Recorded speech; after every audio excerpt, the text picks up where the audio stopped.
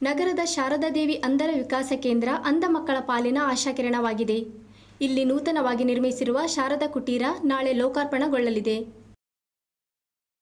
ನಗರದ ಗೋಪಾಳ ಬಡಾವಣೆಯಲ್ಲಿರುವ ಶಾರದಾದೇವಿ ಅಂಧ ವಿಕಾಸ ಕೇಂದ್ರ ಅಂಧರ ಬಾಳಿಗೊಂದು ಆಶಾಕಿರಣ.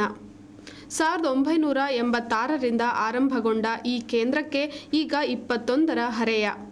ಅಂಧ ಮಕ್ಕಳ ಸೇವೆಗೈಯಲು ಸಾರ್ವಜನಿಕರಿಗೂ ಇದೀಗ ಅವಕಾಶ ಕಲ್ಪಿಸುವ ಉದ್ದೇಶದಿಂದ ಶಾರದಾ ಕುಟೀರವನ್ನು ಕೇಂದ್ರದ ಆವರಣದಲ್ಲಿ ನಿರ್ಮಿಸಲಾಗಿದೆ. ನಿಸ್ವಾರ್ಥವಾಗಿ ಸೇವೆ ಮಾಡಬಯಸುವವರು 1 ವಾರ ಶಾರದಾ ಕುಟೀರದಲ್ಲಿ ತಂಗಬಹುದು. ಸೇವಾರ್ಥಿಗಳಿಗೆ ಉಚಿತ ಊಟ ಮತ್ತು ವಸತಿ ವ್ಯವಸ್ಥೆ ಕಲ್ಪಿಸಲಾಗಿದೆ. ಮೊದಲ ಹಂತದಲ್ಲಿ ಮಹಿಳೆಯರು ಮಾತ್ರ ಆಶ್ರಮದ ಕೆಲಸಗಳಲ್ಲಿ ತೊಡಗಿಸಿಕೊಳ್ಳಬಹುದು.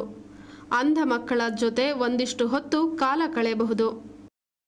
ಇದರ ಉದ್ದೇಶ ಅಂತಂದರೆ, ಈಗ ತುಂಬ ಜನ ಲೇಡೀಸು, ಎಸ್ಪೆಷಲಿ ಲೇಡೀಸು ಮ್ಯಾರೇಜ್ ಆಗದೇ ಇರುವಂಥವ್ರು ಅಥವಾ ಈ ಸ್ಪಿರಿಚುವಲ್ ಆ್ಯಕ್ಟಿವಿಟೀಸ್ನಲ್ಲಿ ತುಂಬ ತಮ್ಮನ್ನು ತೊಡಗಿಸ್ಕೋಬೇಕು ಅಂತ ಇರೋರಿಗೆ ಒಂದು ಸ್ಟೇಜ್ ಆಗಲಿ ಅಂತ ಹೇಳಿಬಿಟ್ಟು ಇದು ಮಾಡಿರೋದು. ಇದು ಆರಂಭಿಕವಾಗಿ 4 ಕೊಠಡಿಗಳನ್ನು ನಿರ್ಮಿಸಲಾಗಿದ್ದು, ಶಾರದಾ ಕುಟೀರವನ್ನು ಮಾಜಿ ಮುಖ್ಯಮಂತ್ರಿ BS ಯಡಿಯೂರಪ್ಪ ನಾಳೆ ಸಂಜೆ 5:30ಕ್ಕೆ ಲೋಕಾರ್ಪಣೆಗೊಳಿಸಲಿದ್ದಾರೆ.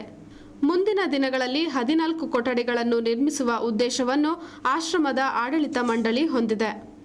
ಅಂಧ ಮಕ್ಕಳ ಸೇವೆಯಲ್ಲಿ ನಿಮ್ಮದು ಒಂದು ಪಾಲಿರಲಿ. ಕೇಂದ್ರದ ಮಹತ್ ಕಾರ್ಯದಲ್ಲಿ ನೀವು ಪಾಲ್ಗೊಳ್ಳಿ. ಸಾಧ್ಯವಾದಷ್ಟು ಆರ್ಥಿಕ ಸಹಾಯ ನೀಡಿ ದೃಷ್ಟಿಹೀನರ ಬದುಕಿನ ನಂದಾದೀಪವಾಗಿ. ನಾವಿಕಾ ನ್ಯೂಸ್, ಶಿವಮೊಗ್ಗ.